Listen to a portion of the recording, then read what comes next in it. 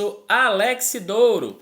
Na aula de hoje falaremos sobre socialismo, população e economia da China, que atualmente é considerado a segunda maior população do mundo, haja vista que foi superada pela Índia. Tudo bem? A princípio, nós precisamos lembrar sobre a Revolução Socialista Chinesa. Não esqueça que, diante das péssimas condições geradas pelo colonizador durante o século XIX, nós vamos ter mais tarde os chineses lutando pelo seu processo de independência e, claro, lutando contra a presença do estrangeiro. É nesse contexto que você vai ter o surgimento do partido dos Kuomintang, que conseguiram dispuser exatamente do poder, ou seja, conseguiram tirar do poder os estrangeiros em 1912. Mas, infelizmente, apesar de terem chegado no poder, o Kuomintang acabou aumentando os problemas econômicos, sociais e políticos da China, o que vai gerar uma guerra civil que vai contribuir mais tarde para a Revolução Socialista Chinesa.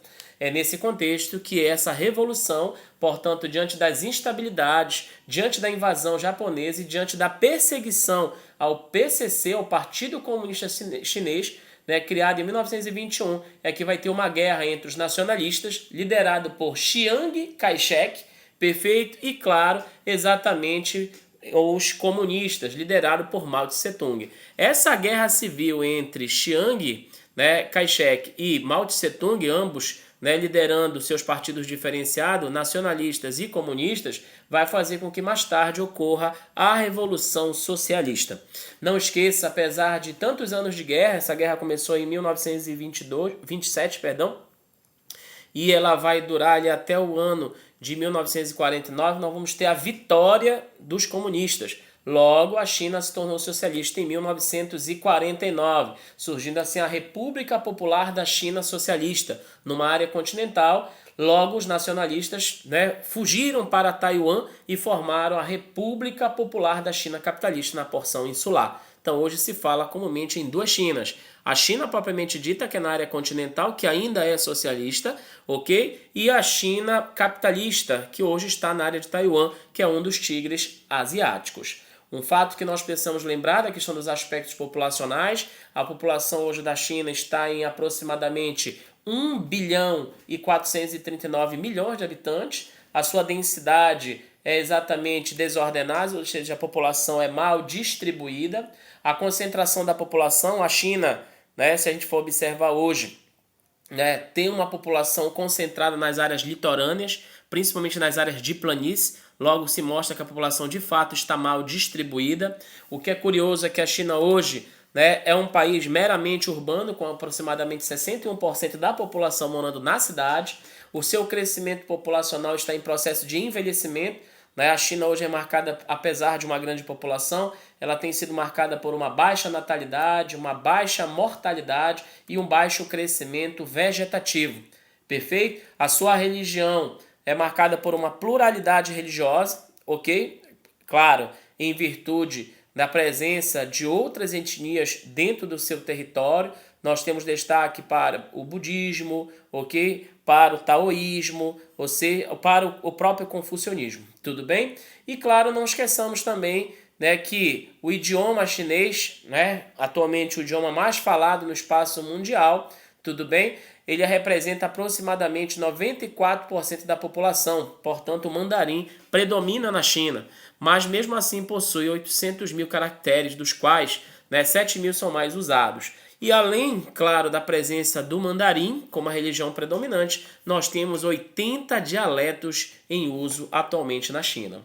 Não esqueça que o IDH chinês tem condições medianas de vida, porque tem algumas áreas pobres nas áreas da China, tudo bem? Um fato que nós precisamos lembrar é sobre a questão do seu socialismo de mercado. A princípio, quando a China se tornou socialista, você tinha um governo totalmente inflexível. O governo de Mao Tse-tung se baseou no processo de estatização, reforma agrária, indústria de base e no unipartidarismo, gerando, claro, uma certa corrida bélica, uma baixa qualidade na produtividade de bens e na burocratização. Mas, com a sua morte, ou seja, após a morte de Mao Tse-tung, ou seja, quem assumiu o poder foi um carinha chamado Deng Xiaoping. Deng Xiaoping vai investir nas famosas 4 modernizações. Quais são essas 4 modernizações? Ele vai investir na indústria, na defesa, na agricultura e na tecnologia. E vai promover, claro, a abertura econômica. É diante dessa abertura econômica que você vai ter o rompimento, claro, lá com a União Soviética, perfeito, vai ter umas explosões de bombas em 64 e 67, logo os Estados Unidos se aproximou da China. Então, mediante as suas modernizações, mediante a sua abertura econômica, a China se aproximou exatamente dos Estados Unidos, criando as famosas ZES, as Zonas Econômicas Especiais, gerando assim na China um comércio multilateral. As ZES são grandes áreas econômicas que foram construídas pelos chineses para atrair empresas multinacionais. Então elas são zonas de desenvolvimento e zonas de atração de multinacional. Outro fato que nós precisamos lembrar da China são seus aspectos econômicos, bastante interessante por sinal. É a segunda maior população mundial, ok? Ela também faz parte do BRICS, onde você tem Brasil, Rússia, Índia, China e a área sul-africana. Não esqueça, ela se destaca na produção de eletrônica, na informática, tem mão de obra abundante e tem uma indústria super moderna e diversificada. Não esqueçamos que essa economia diversificada, apesar de diversificada, ela é marcada por um forte desequilíbrio regional, ou seja, desigualdades, onde você percebe que o litoral cresce mais que as áreas do interior. Tudo bem? Não esqueça que a China é rica em recursos naturais como carvão, estânio, cobre, chumbo, urânio, zinco, ferro e petróleo. Tudo bem? Outro fato que nós precisamos lembrar, ainda no contexto econômico da China, é que o seu setor primário se baseia na agropecuária, com a extração de arroz, trigo, chá, açúcar, milho, seda e, claro, a criação de suínos, que são os porcos. No extrativismo mineral, principalmente o uso intenso e a exportação do carvão mineral. Já no setor secundário, como já falei para você aqui no canal, não esqueça, é uma atividade industrial bastante diversificada. A China se destaca na produção têxtil, maquinário, produtos químicos, gás, na produção naval, automóveis, mineração e softwares. Exatamente no setor terciário, ela se destaca muito na questão do comércio e nos serviços, que tem muita importância, principalmente também ligado à questão do turismo. E, claro, por muito tempo a China vem se firmando como uma das melhores economias do mundo, chegando até a ser a segunda maior economia do mundo desde o ano de 2010, fazendo com que a China hoje tenha uma grande repercussão internacional.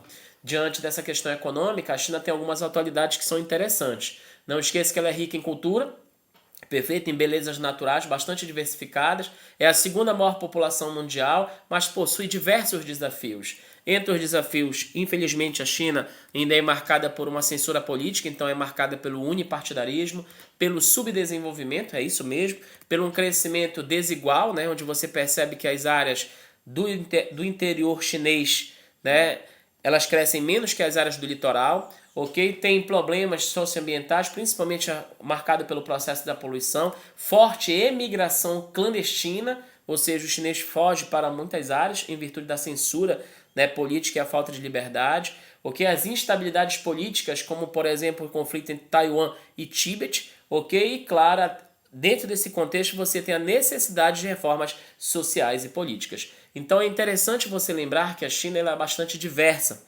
ok? E ela possui algumas dificuldades econômicas, e até uma dificuldade de animosidade entre a população. É nesse contexto que você percebe a questão de Taiwan.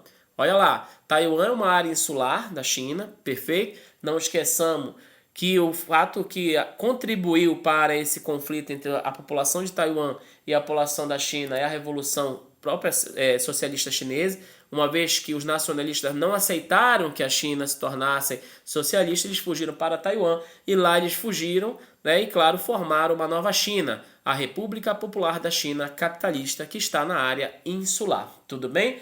Propostas. Para poder resolver a situação, o que a China diz? Que ela vai criar uns países com dois sistemas. Porém, perfeito, Taiwan exige exatamente a questão das eleições. Quais são as principais dificuldades para resolver a questão de Taiwan?